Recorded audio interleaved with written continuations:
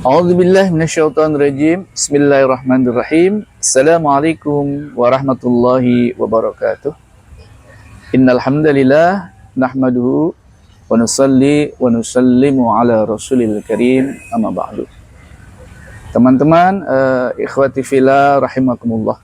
Saudara-saudariku yang dimuliakan oleh Allah Subhanahu wa taala. Alhamdulillah pada kesempatan ini kita dalam keadaan sehat walafiat. Kita dalam keadaan panjang umur, itu merupakan nikmat lahir dari Allah Subhanahu wa taala. Kemudian juga nikmat iman dan nikmat Islam merupakan nikmat batin yang Allah berikan kepada kita.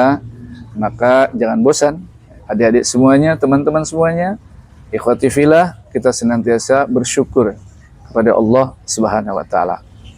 Allah Subhanahu wa taala perintahkan pada para nabi, para rasul untuk bersyukur sebagaimana dalam Al-Qur'an Allah Subhanahu wa taala sampaikan kepada Nabi Daud, "I'malu ala Daud syukur." Bekerjalah, beramallah wahai Daud dan bersyukurlah kepada Allah Subhanahu wa taala.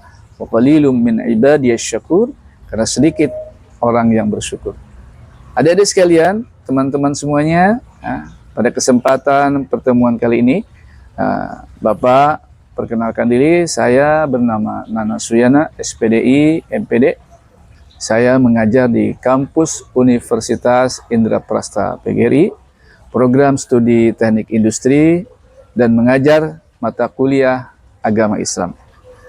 Mata kuliah agama Islam diberikan pada semester pertama di seluruh kampus perguruan tinggi negeri dan swasta. Oleh karena itu, mata kuliah agama Islam disebut mata kuliah MKWK, yaitu mata kuliah wajib kurikulum. Diberikan dalam satu semester, yaitu dengan bobot 2 SKS. Oleh karena itu, pada kesempatan ini saya menyampaikan rencana pembelajaran semester. Yang pertama adalah capaian pembelajaran lulusan yang dibebankan pada mata kuliah agama Islam adalah sebagai berikut. Yang pertama, mampu menjadi warga negara yang bertakwa kepada Tuhan Yang Maha Esa dan mampu menunjukkan sikap religius. Yang kedua, mampu mengkaji implikasi pengembangan atau implementasi ilmu pengetahuan teknologi yang memperhatikan dan menerapkan nilai humaniora sesuai dengan keahliannya berdasarkan kaidah, tata cara, dan etika ilmiah dalam rangka menghasilkan solusi gagasan, kemudian desain atau kritik seni. Kemudian yang keempat, mampu menguasai konsep dasar keilmuan yang mencakup perkembangan peserta didik, teori-teori belajar, kemudian hakikat sains dan pola pikir ilmiah. Yang kelima, mampu menghasilkan karya ilmiah, kemudian inovatif, original, dan teruji terkait dengan keilmuan masing-masing melalui penelitian. Itu capaian pembelajarannya. Baik, adik-adik sekalian, kemudian mata kuliah agama Islam ini adalah sebanyak 16 pertemuan, diambil dengan UTS dan UAS pada pertemuan ke-8 dan juga pertemuan ke-16. Jadi, pembelajaran mata kuliah agama Islam dan Universitas Indraprasta PGRI menggunakan metode pembelajaran daring dan luring, yaitu hibrid. Baik, teman-teman semuanya, ikhwati fillah rahimakumullah, yang dimuliakan oleh Allah Subhanahu wa taala.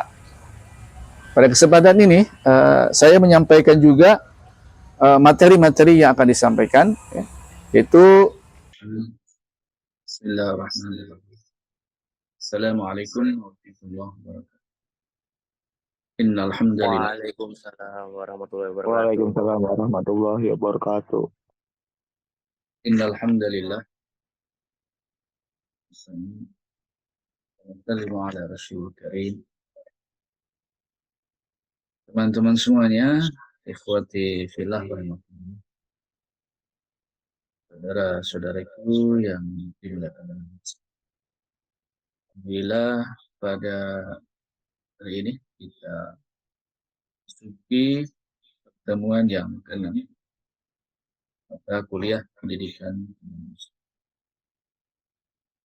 sebagaimana biasa ya, pada tertib perkuliahan yang diikuti oleh mahasiswa yang sudah registrasi dan namanya tercantum dalam daftar peserta kuliah. Dan kalau tidak ada namanya segera lapor ke BAK. Mahasiswa hadir 5 menit sebelum perkuliahan berlangsung dan mahasiswa aktif dalam perkuliahan minimal 75%. Mahasiswa aktif dalam kegiatan praktikum kurang-kurangnya 90%. Mahasiswa menyelesaikan tugas perkuliahan sesuai rencana pembelajaran. Kemudian mahasiswa dilarang mengganggu jalannya perkuliahan dan peralatan komunikasi selama kuliah berlangsung, melakukan pelanggaran terhadap peraturan disiplin mahasiswa Unidra, pelanggaran terhadap ABC di atas akan dikeluarkan dari ruang kuliah ketika luring dan Zoom ketika daring. Baik, adik-adik sekalian, sebagaimana disampaikan pada pengantar perkuliahan pendidikan agama Islam lalu RPS ya, pertemuan materi-materi yang disampaikan dari pertemuan pertama sampai pertemuan yang ke-14. Pertemuan yang ke-6 saat ini kita akan membahas tentang sumber hukum Islam. Secara garis besar, hukum atau sumber hukum Islam ada dua ya. Pertama adalah sumber hukum yang muttafaq atau sepakat ya, di mana ulama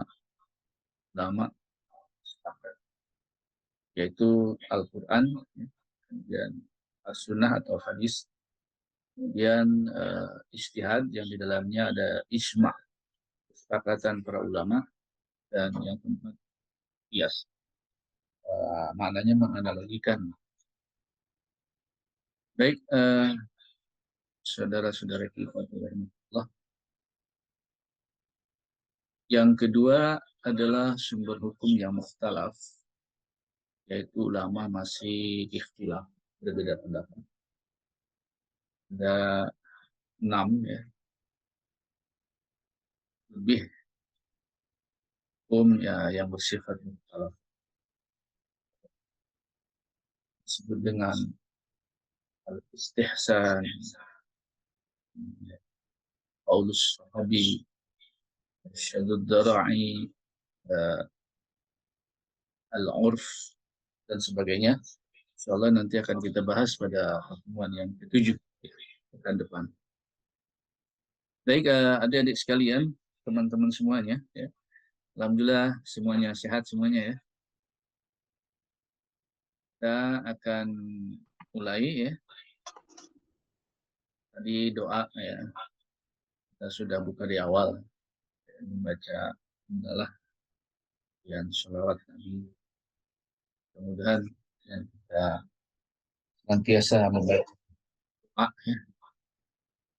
Aktivitas ya, ibadah kita ya, pelabur ilmi kita, pilihan kita ini senantiasa mendapat keberkahan dari Allah Subhanahu wa taala, dapat ilmu yang bermanfaat. Baik, kita mulai sumber hukum Islam ya, yang muttafaq, ulama sepakat ya, atau disebut juga dengan sumber hukum Islam primer. Yang pertama adalah Alkitab atau Al-Quran, bagaimana dalam surah Al-Baqarah ya. Kedua, zalikal kitab la raiba fih, lil muttaqin. Misalnya Al-Quran itu tidak ada keraguan di dalamnya, petunjuk bagi orang-orang yang bertakwa. Jadi Al-Quran adalah sumber hukum Islam yang tidak dapat diragukan lagi, gitu kan. Karena ini adalah langsung dari Allah Subhanahu wa taala, baik itu redaksinya gitu ya, kemudian maknanya dan sebagainya. Al-Quran dari segi bahasa adalah qiraah, ya bacaan. Kalau baca, talayatul tilawah. Al-Quran menurut bahasa adalah Al-Quran, kemudian disebut juga Al-Qadim, yaitu yang awal, yang terdahulu. Karena sebelum hadis kan Al-Quran yang awal. Kemudian pengertian Al-Quran, barangkali ada yang tahu apa itu Al-Quran. Silahkan yang mau mencoba apa itu Al-Quran bersyarak, ya, menurut istilah. Ada yang mencoba, silakan. Apa itu Al-Quran? Kitab suci umat Islam, Pak.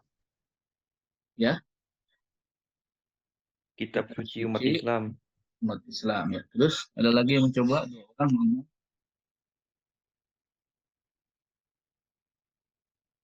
Kita sudah belajar Al-Quran dari masa balik, ya, sampai sekarang tuh sudah sekitar berapa tahun? Kalau 22 tahun, sekarang sudah 7 tahun ya.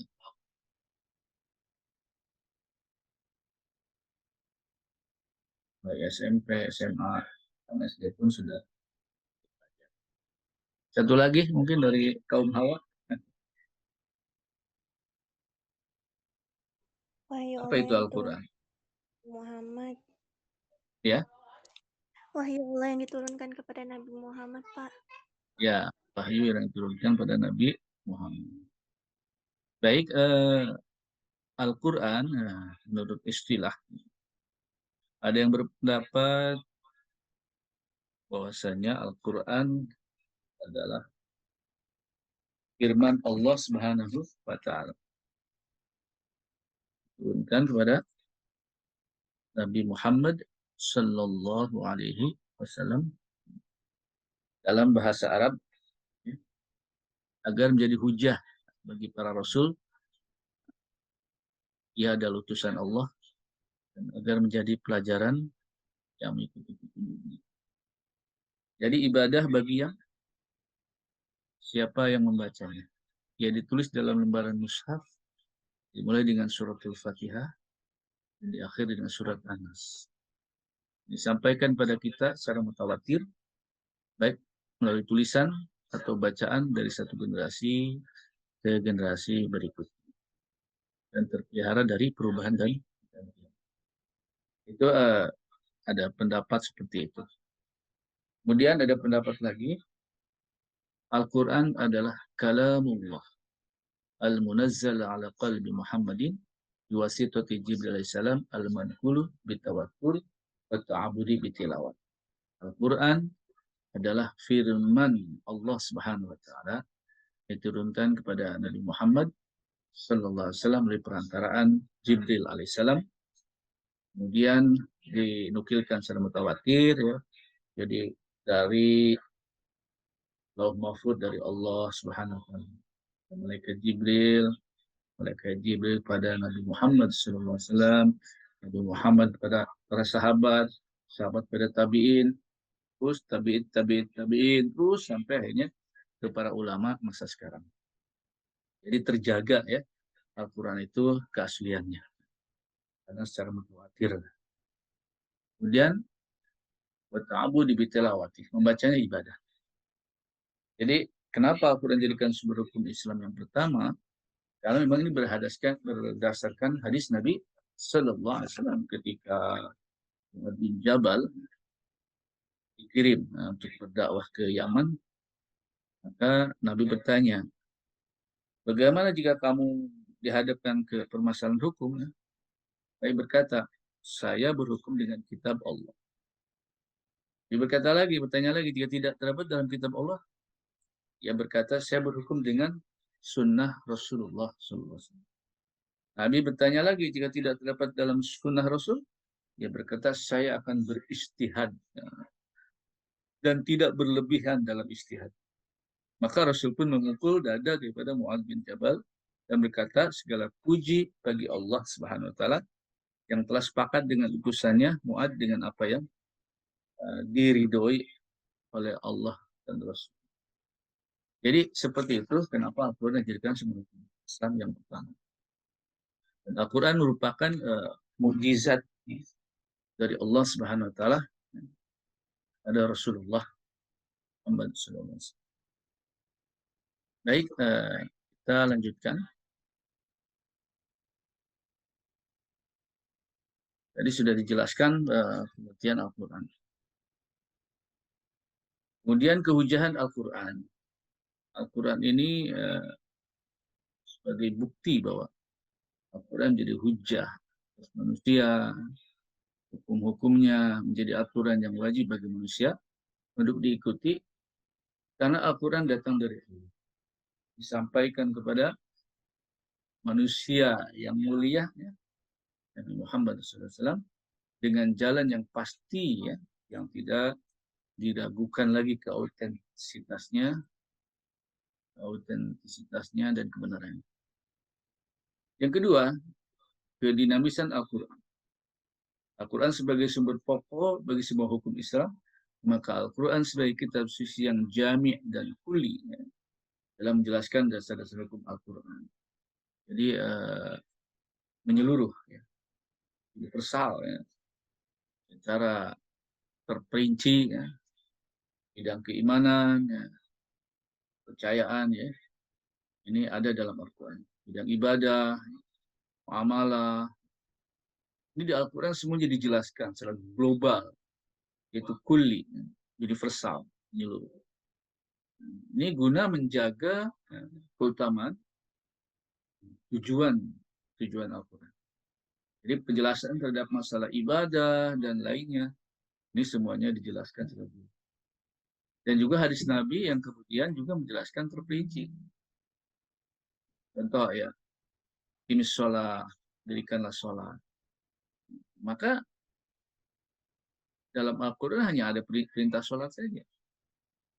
Untuk rinci sholat maghrib berapa rakaat, sholat subuh berapa rakaat, sholat subuh berapa rakaat. Bisa itu dalam Al-Quran. Ditafsirkan, dijelaskan oleh hadis Nabi Sallallahu Alaihi Wasallam. Ini tentang muamalah dan sebagainya. Ini diperinci dengan hadis Nabi. Kemudian Al-Quran diturunkan secara berangsur-angsur. Kenapa? Yang pertama, memberi motivasi terhadap Nabi Muhammad SAW dan menguatkan jiwa dalam menerima wahyu tersebut dan dalam menghadapi refleksi dari sikap dan tindakan orang Quraisy di situ. Di Al-Quran kalau langsung diturunkan, ya, berapa juz? 30 juz. Berapa surat? Berapa? 114 surat. Berapa ayat? Ya. Kalau menurut Pak Kano kan 6.666 ayat gitu ya. Supaya mudah gitu kan. Untuk dihafal gitu ya. PSD Bapak dulu 6.000. Tapi setelah diteliti, ya berjumlah 6.320 ayat. Secara akurat gitu. Jadi 6.466 itu supaya mudah. 1.320. Jadi berangsur-angsur diturunkannya kepada Nabi Muhammad SAW, dan asbabun nuzulnya juga kan ada gitu ya. Ulumul Quran itu asbabun nuzulnya, sebab-sebab turun gitu ya. Asbabun nuzul. Itu karena amaliyah-amaliyah, apa itu keimanan, ibadah, kemudian apa itu akhlaknya sahabat gitu ya, yang kemudian turun Al-Quran. Bagaimana ayat wa yu'siruna ala anfusihim kana bihim khususah. Ini ayat surat Al-Hasyr ayat 9 ini turun. Sebabnya apa? Karena sahabat Ansor menjamu sahabat Muhajirin, ya, tamu Nabi gitu ya, ditawarkan ke seorang sahabat Ansor, kemudian sahabat Ansor dia pulang, wah istriku ada makanan, oh cukup hanya buat makan kita saja mana anak. Siap kan? Kalau begitu nanti malam kita datangan tamu Rasulullah, kita akan jamu di sini, kemudian ketika mau mulai makan, matikan lampu. Kita pura-pura makan, ya, karena kita tidak makan supaya tamu kita kenyang. Ya, dengan sebab ini turun ayat alladzina tabau'ud darul iman qablihim, ya, yuhibbuna man hajara ilaihim, ya, kemudian wala yajidu fi sudurihim hajatan mimma wa yu'siruna ala anfusihim walau kana bihim khasasah. Mereka adalah orang-orang Ansor yang beriman terlebih dahulu dari dahulu yang sudah beriman. Kita singkat wa yu'siruna ala anfusihim walau kana bihim khasasah.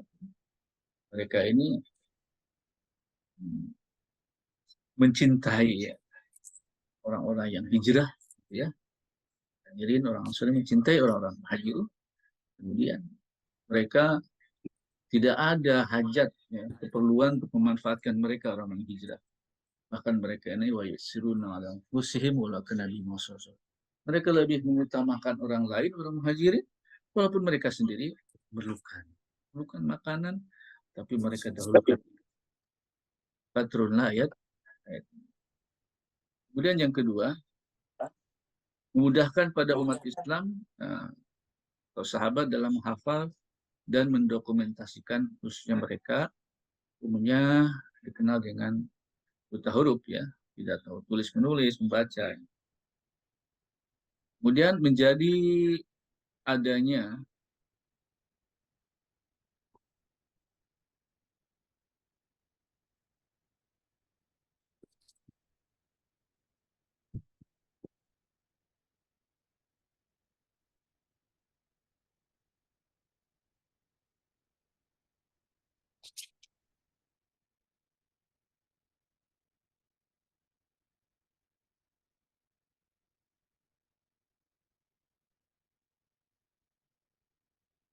keberangsuran, ya, menjadi adanya keberangsuran dalam menentukan hukum, khususnya yang berkaitan dengan persoalan halal haram.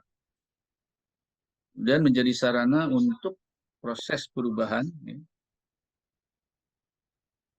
Al-Quran, ya, dari ajakan keimanan, ya, menjadi ketentuan hukum yang mengatur masalah kehidupan perorangan dan bermasyarakat dan sebagainya.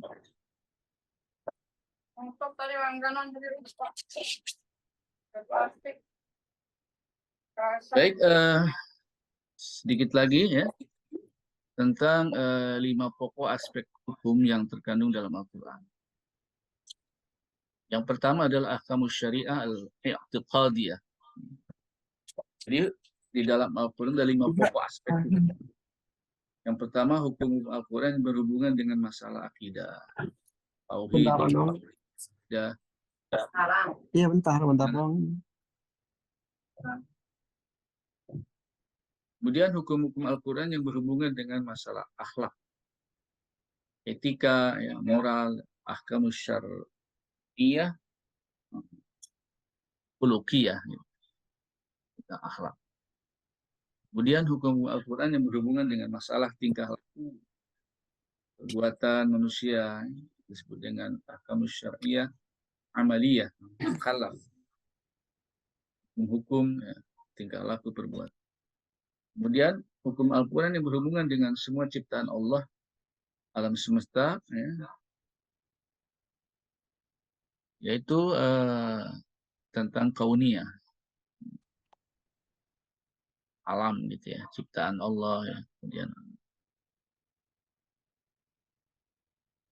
Kemudian hukum-hukum Al-Quran yang berkaitan dengan hal-hal yang sifatnya sosial ya, masyarakatan.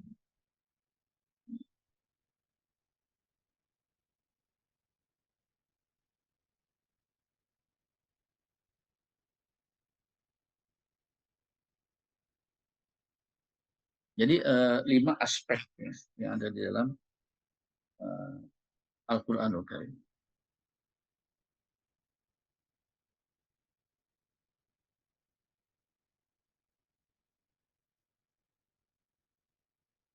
Kemudian adik-adik sekalian,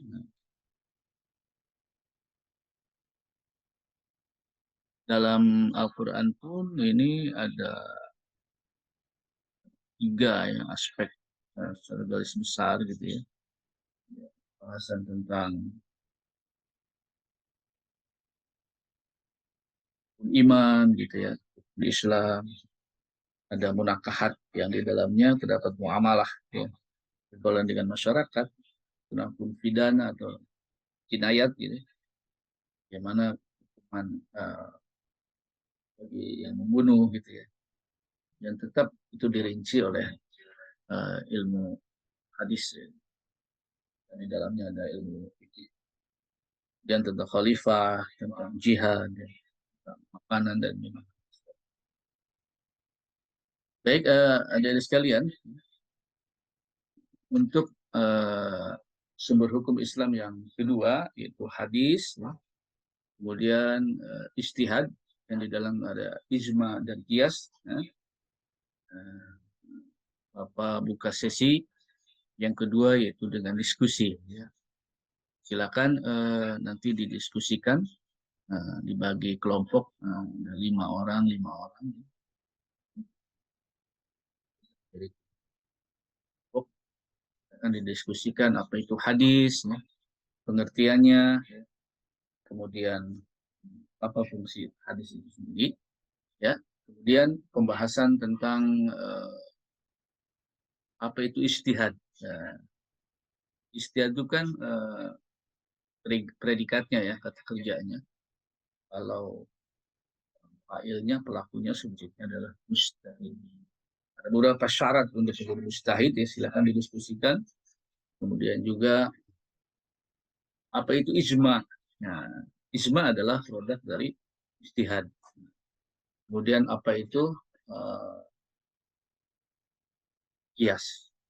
Kianya, fungsinya, dan bisa diperjelas nanti ya, produk-produk daripada ijma dan qiyas. Baik, silakan didiskusikan ya, dan nanti kesimpulannya akan kita bahas ya di ujung daripada perkuliahan pertemuan pertama.